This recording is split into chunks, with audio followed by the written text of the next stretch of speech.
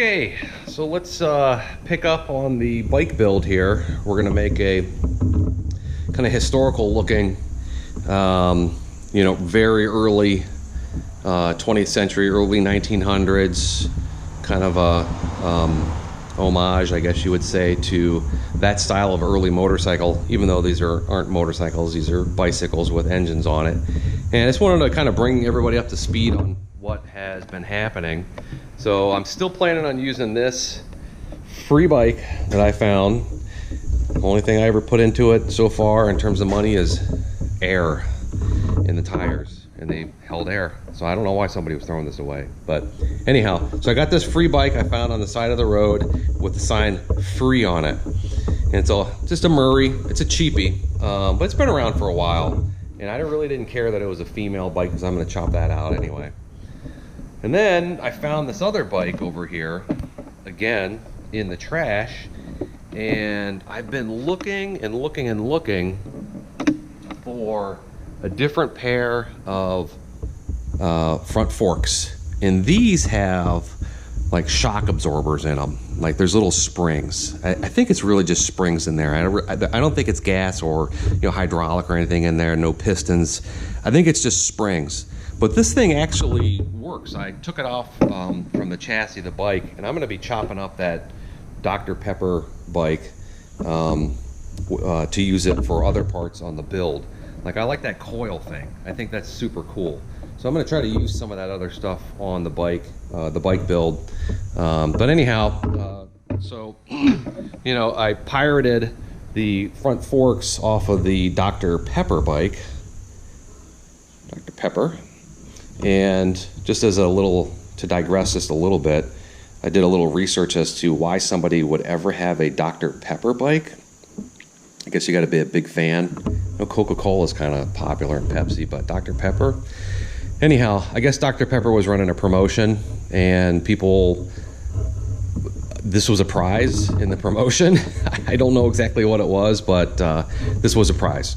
So yeah, so we got these. I got these front forks. I already took them off just for the purpose of taking some time, but they came with these calipers on the front here, which I have absolutely no use for. I'm actually going to try to make the front a disc brake. So we're going to be taking those off. Gorgeous day here in Ohio.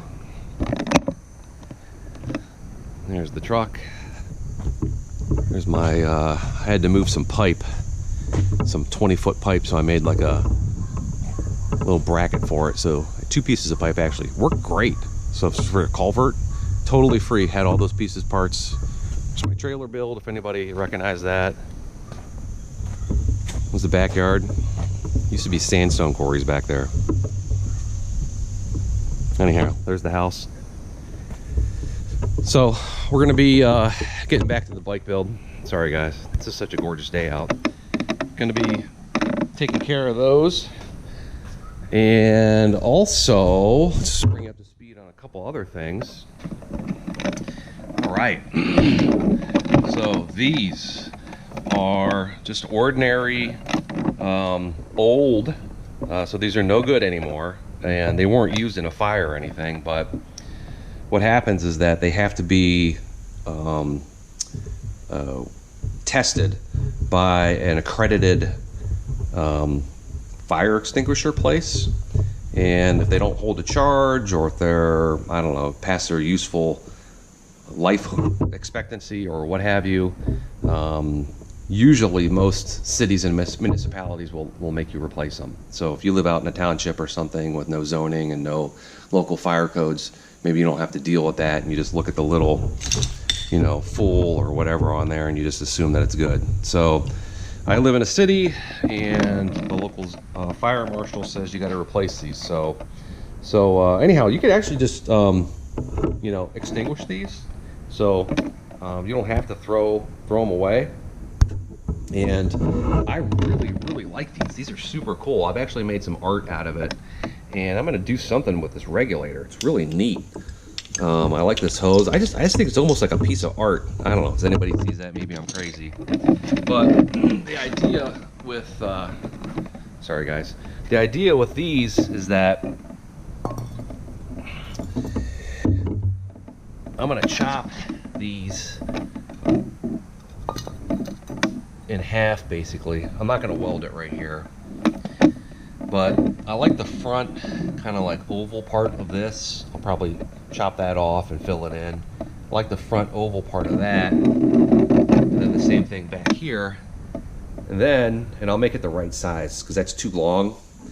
But this, then I'll take, and that'll be, I haven't exactly figured it out, but that will be somewhere in this area. That's actually going to be the gas tank. That's going to be super cool. So, so I just emptied those carefully. You don't want to breathe that crap in or anything like that. And, but I don't know if it's toxic or whatever, but you don't want to breathe it in. So just empty it out carefully. If it has a little charge, you can spray it out in a controlled environment. And then just wash it out with soap and water. And wash it out with soap and water, and wash it out with soap and water. It comes out pretty easily. It's like a dust. And then I'll clean it out later because I'll actually open those up. Kind of have that nice little convex, not concave, kind of side over here too. Maybe I'll try to kind of cut out with the grinder here and to use that part of it. I don't know. I haven't really figured that out yet, but we're going to be doing some grinding and cutting and welding with that. And hopefully, if all goes well, we're going to do tap and die on this. We're going to grind those down, and those are going to be, we're going to do welding and painting, and those are going to be the gas tank. Again, completely free.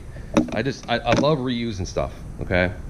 So, and then the other thing I did is, if you remember when I did the unboxing, I did not like this plastic kind of, I don't know, shroud, or, I'm sure it's to protect you because there are some moving parts in there, but I did not like this red shroud at all.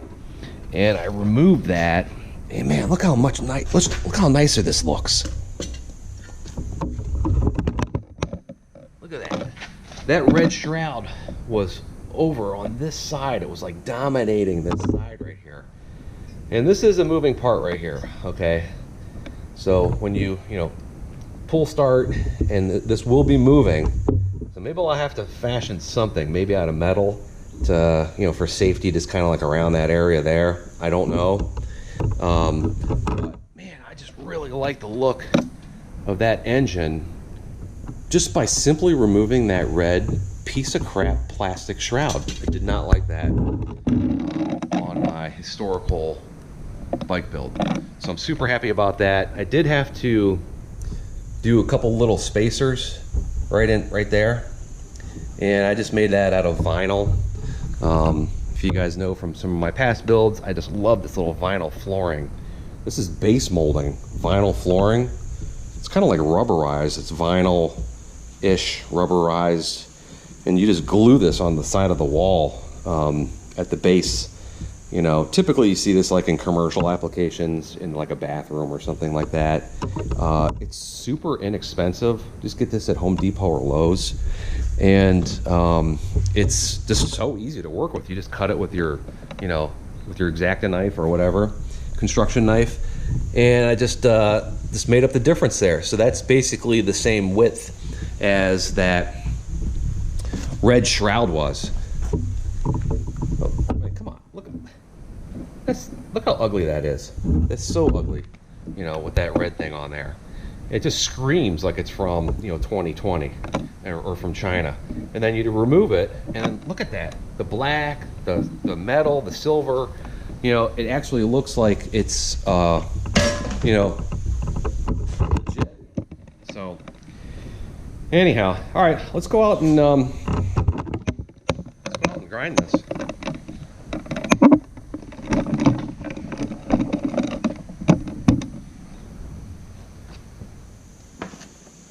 Always use hearing protection.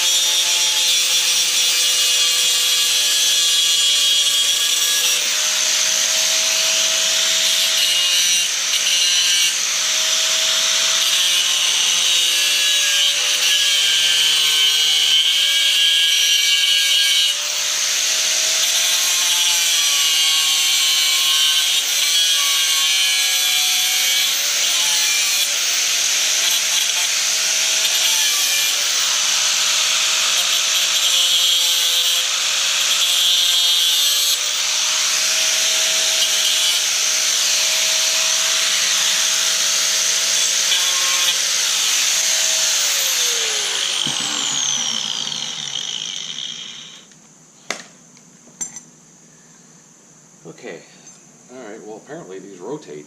I did not know that. Now, let's take it inside here real quick.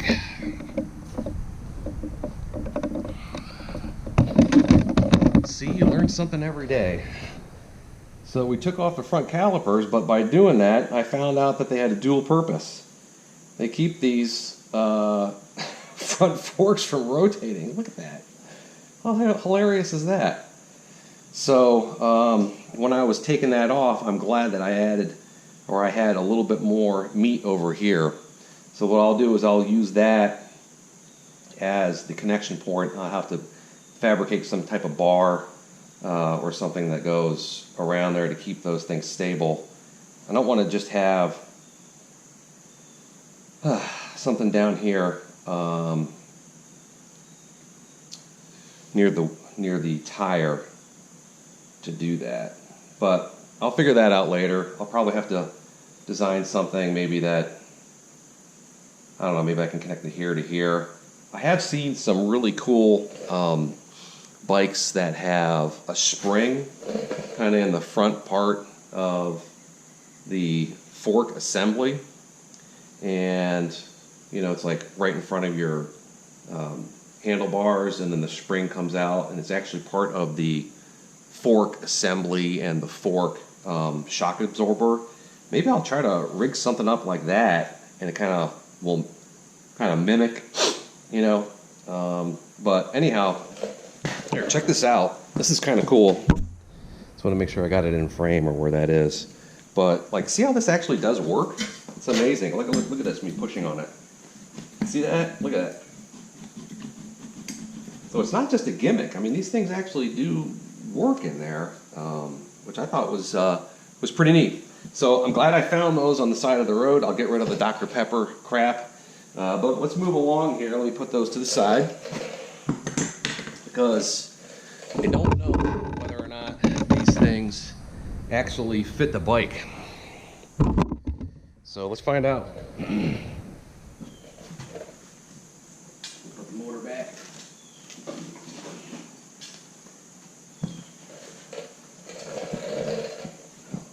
Not motor, engine. A little coffee. All right. So in order to take any kind of fork off, usually it has an assembly where there's a nut on top, and then there's a little screw assembly there. Wow, which I didn't even know was completely loose. So it's pretty simple. These are the components for the other one. Get your ball bearing set in there, then you got a couple of nuts and holders in there. It's pretty simple. So if you ever have a loose handlebar or something, it's a mechanism in here, and it uses just force because it has a spreader. There's a spreader in there that keep these forks from moving around or going up and down and stuff like that. So we'll see how this one, you know, different manufacturers will have different methods of doing that. This one actually had a, oh, look at that. I didn't notice that. Well, good. Glad I'm not using that. Well, maybe I will be using that. I don't know. Maybe I'll have to figure something out. So, let's put those parts over there. An Allen wrench. That one uses an Allen. Let's see what this one looks like. So what you do, you just you'll loosen this.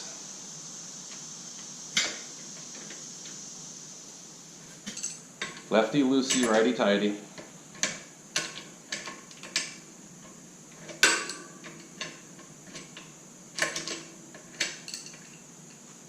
It goes pretty quickly. Let's see here.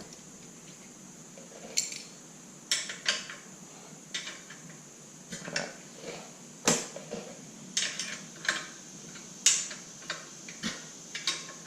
And you'll start to feel it. There you go. See, I mean, it doesn't take much.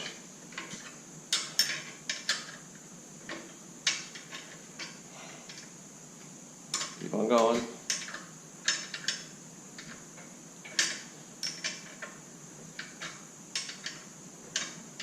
I'd like to reuse these handlebars. I think they're a little bit nicer, a little bit more historic, you know, than the handlebars that came on that Dr. Pepper bike, which are like the straight bar handlebars. Not very historic looking. Actually, I was considering maybe extending these back even a little further, but I don't know. Maybe we'll do a good enough job with what we got.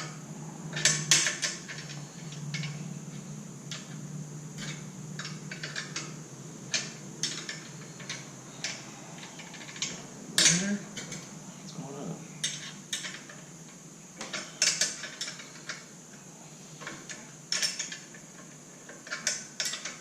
I haven't really done this with a bike since I was a kid, back in the 80s. You know, back in the 80s they had these little, these are called goosenecks right here, because it kind of looks like a gooseneck. And then BMXing came out, and it was super popular back in the 80s, early 80s. They actually had like BMX, you know, magazines and stuff like that. It was really popular.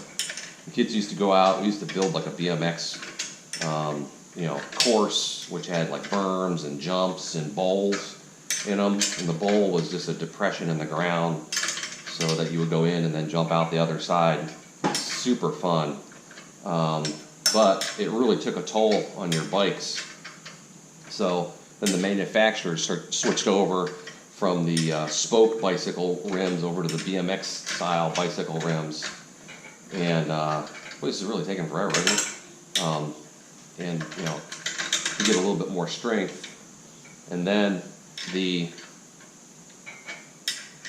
what would happen is that these, you know, handlebars would just strip out because they're really not too much. There's really not too much strength in there. They just have one little bolt that's compression, and it holds it on by compression, and it really isn't that strong. So that's when they came out with those block style, you know, with the Allen wrench, you know, screws that went down in, and it really sandwiched those things in. So this is an old style bike. I mean, I would say this thing is probably from the 80s, maybe the early 80s, maybe even 70s, you know. Been around for a while. Here we go. Okay. So, you know, again, so we're just unloosening a very long, you know, bolt that goes all the way down in, and probably on the bottom of the fork there's a receptor down in there that is going to receive that. Okay, so we'll just put this to the side. And that's already loosened up. That's already loosened up. Let's see if we're getting anything. Anything? No? Okay, that's fine. So there's another little...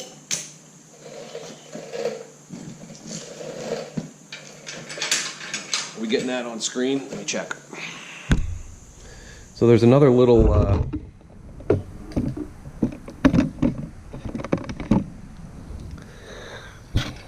screw fastener right there, and it really helps if you have a pair of these you know, plumber's pliers or plumber's wrenches that are,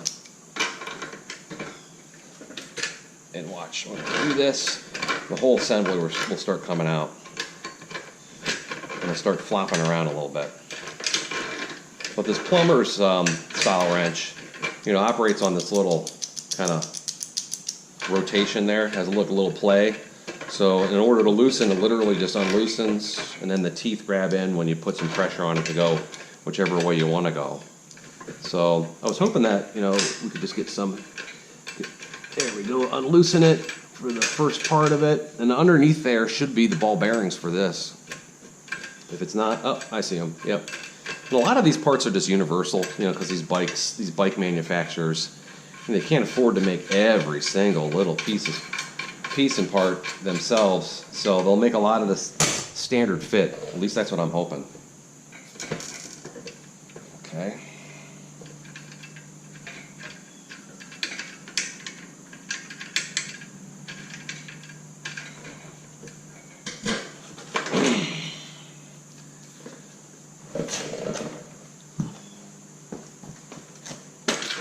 Okay. So just really just a little. It was just kind of stuck in there just a little bit.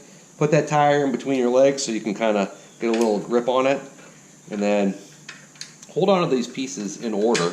So we got the main cap nut on top.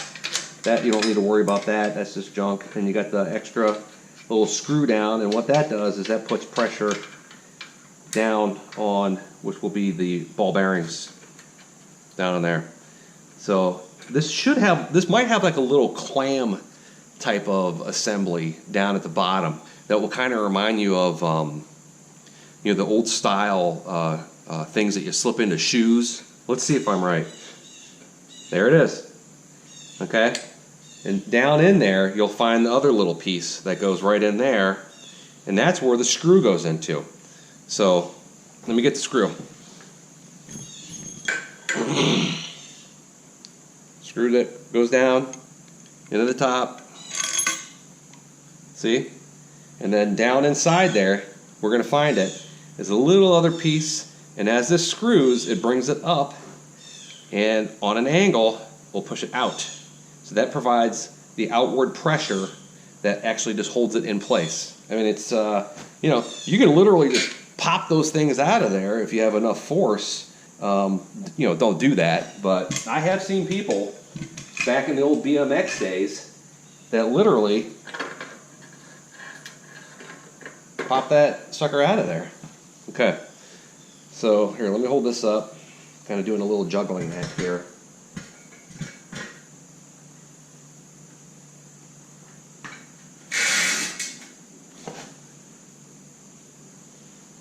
Ball bearing came out of the top there. Okay, so we want to maintain this. We want to keep this in a safe place. All right, so we'll put that there.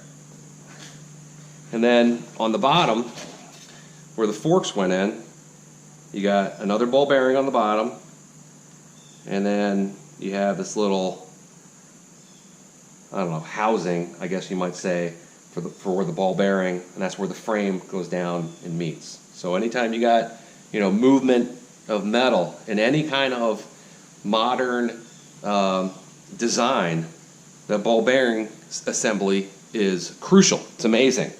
It's one of the ways we won World War II, is we just bombed the shit out of Germany's ball bearings factories.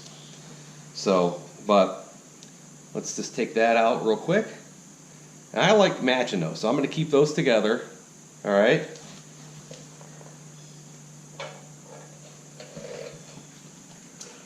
Where is the other assembly? Take the tire off. I want to reuse this tire. So, let's see here. Taking the tire off. I hope I'm in frame here. Taking the tire off is relatively straightforward. So, just loosen it on that side. And this one has the safety mechanism on it.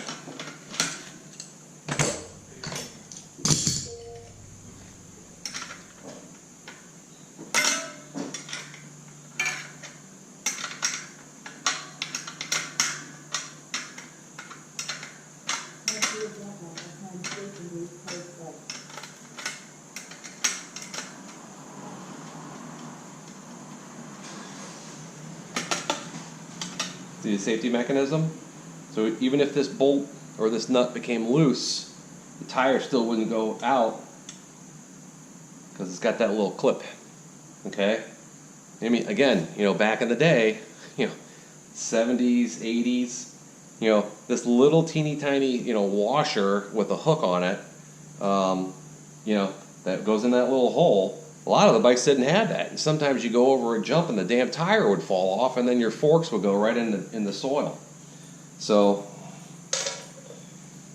it's amazing what one little thing, one little invention, and you know, then you'd have a kid that, you know, would go crying home to mama with a broken ankle or a broken collarbone or what have you,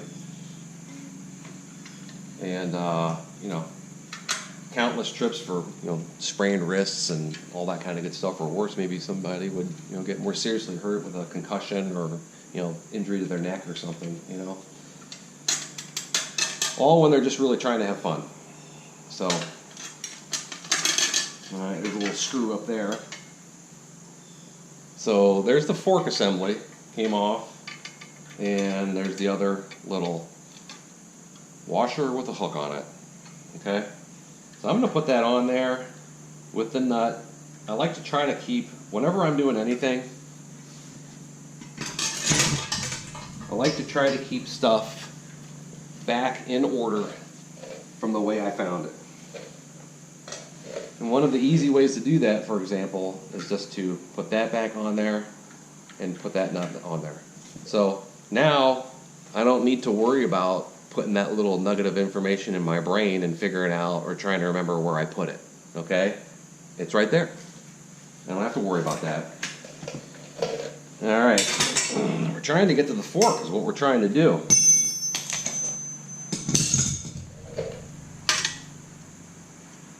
This one was fancy. Look at that.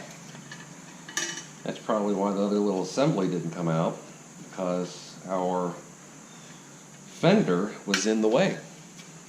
So fender, just held on with a little screw down there. Take that off.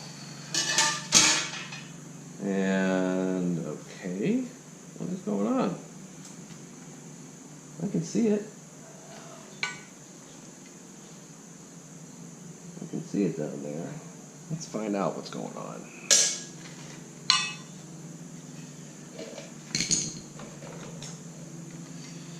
Got those little doodads down there. Is that welded into place or is that just pressure? I think that's just pressure. I think that's just a snap in.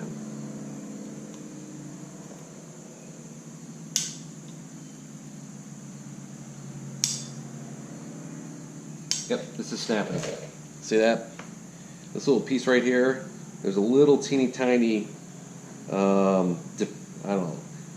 ring inside there that's actually inside the metal. So it's not a ring that sticks outside, it's a convex ring. And that little clip right there is just a pressure clip. Oh, just came out. Okay, I want that. See that? And that is the cheap manufacturing way of putting on a fender. Can you imagine that? That little teeny tiny thing? Instead of, making another,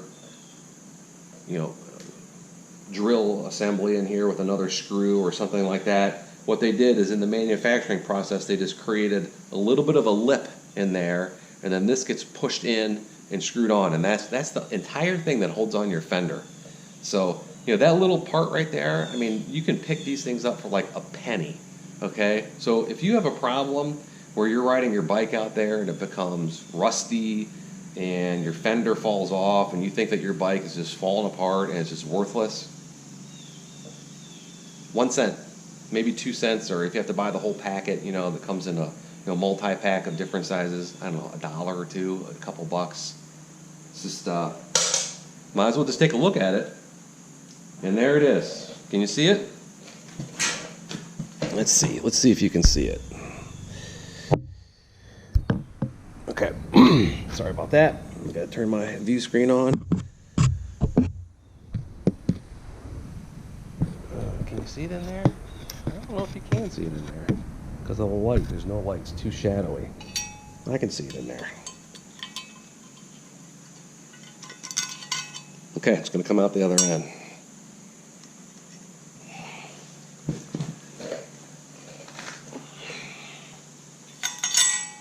See? There it is. That's the part that holds on these forks on this type of assembly. That's not the same on the other one, okay? So different manufacturers use a different process, okay? So we'll put those forks to the side, and just want to give you guys an idea of how this works, all right? So you can see that on your bicycle handlebars, this is your bicycle. Well, it's not working out well for me today, is it? On your bicycle handlebars, this is what it looks like when you're riding down the road, okay? And right here you got some ball bearings. This part you don't even see. It's inside the frame of your bike. And the part that you never ever see unless you were to take it apart is this little shoe right here. I think they probably call it a shoe. I don't know. I'm not an expert on that. I just know from past experience as a kid fixing bikes over and over again, going over jumps and stripping these things out, that this is how it works. So do that a lot. If you get something that breaks, you know, and you're just going to throw it away, I mean, before you toss it out in the garbage of the can, take it apart, see how it works. You know, maybe you can't fix it, and sometimes that happens to me. I can't fix it at all. But knowing how they are assembled later on can help you operate whatever you're operating properly, so you can avoid the break. And then also, you know, maybe if you do break it, or if it just becomes, you know, just loose, maybe it's not broken at all, maybe it's just loose or kind of worn out a little bit in there, you can fix it for almost no problem. I mean, can you imagine if the only thing that was wrong with this bike assembly was like this bolt was stripped out, these little threads? I mean, do you know how much this little bolt costs? You know, you can go to Home Depot and get one of these things, or Ace Hardware or whatever, for, I mean, almost nothing, you know, less than $1. And then you don't have to go out and buy a whole brand new bicycle, you know. Now, I'm not really an environmentalist, but, you know, if you're into, you know, recycling and things like that, you know, you just saved, you know, help the planet a little bit too. So it's more than just tinkering. I like to have fun, and I'd like to help the planet if I can, but that's not really every motivation all the time. But, okay, so this is how this works, is like when you tighten this little bolt right here, what happens is that it brings this down. And if you can see how that makes it wider? So it actually just puts pressure on the inside of the frame of the bicycle in the front. So loose is the same diameter as the main pipe that's coming down, and then as you tighten it, tighten, it makes it wider down there. So through friction is how this thing is actually held into place. Friction, that's all. There's no other little cross bolt or something like that, because it's got to move, you know, around in a circle and back and forth and stuff in there. And so I don't assume you couldn't. Well, maybe you could somehow, but if you really wanted to make it go all the way around in a circle, you'd have to have it not connected to the frame of the bike. So that's probably why they have this the way they have it. But through friction, they have that in there so it doesn't pop out. You know, so you're not riding down the road and the whole thing just doesn't pop out. You know, so that's how that works in there. And that's like 99% of the bikes that were made, I don't know, at least 20 years ago and before. So some of the newer bicycles, we'll see. So I'll keep that together. Now let's see. This bike is a little different. Let's measure this real quick. See if I'm going to have a problem. Uh-oh, I see a problem already. Is that going to be a problem? See the length, the difference in lengths? So the pipe diameter and everything should be fine. I don't know. I really don't know. Maybe I'll have to chop this off and lengthen it. But the size of the pipe should be okay. But you know what's interesting about this one is that this one does not have that friction-based shoe assembly. It doesn't have that. You know what this one has? It's a direct screw right into there, and there's a bolt like right into here, and that provides the friction that keeps everything together.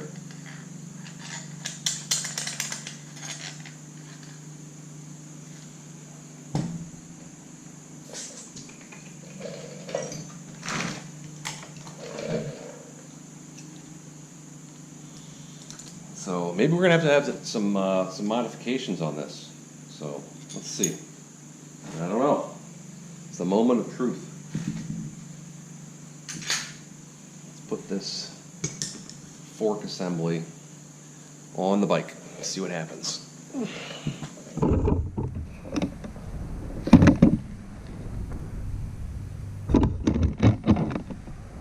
All right.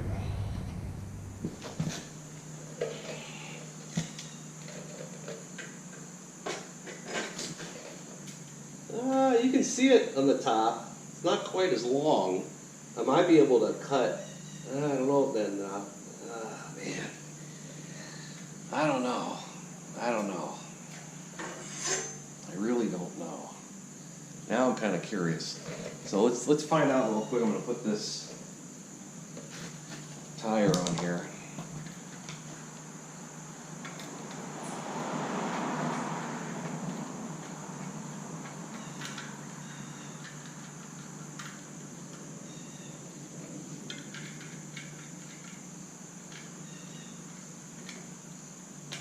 See, none of this is guaranteed. It's the best laid plans of mice and men.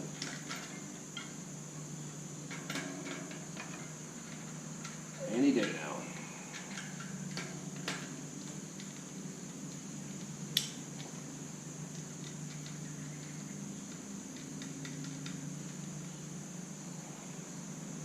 Again, this isn't a permanent fit. This is just a dry fit, just to see, you know, what's up. Got those little safety. Does anybody know what those things are called? Those little safety O-ring, those little safety washers with the clips on that. What are those things called?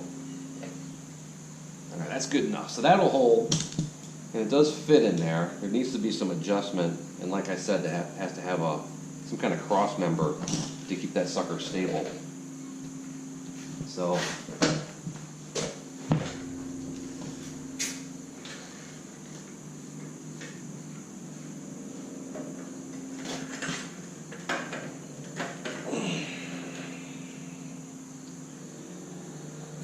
Well, I don't know. Do you see the problem there? Well, it raised it up. It's higher. Do you see that? Look at the kickstand. The kickstand's lower, so that raised it up. That's kind of cool. I like that. I don't know. So, but the problem is that right in there. Look at that. The problem is that this assembly right here is not up higher. It should be like right around, I don't know, and just even like a ½ inch higher or something. Oh boy, maybe I can cut it and weld it and do something, because I'd hate to have to chop off this part here and cut that and weld it. Maybe I can do that to the bottom, and then maybe that will shorten the bike a little bit there. The bike itself is a little taller than what it used to be. I kind of like that though. Oh, the forks are backwards. Look at the forks. Does that make a difference? Well, not really. You know, I mean, it's only off by about an inch or so.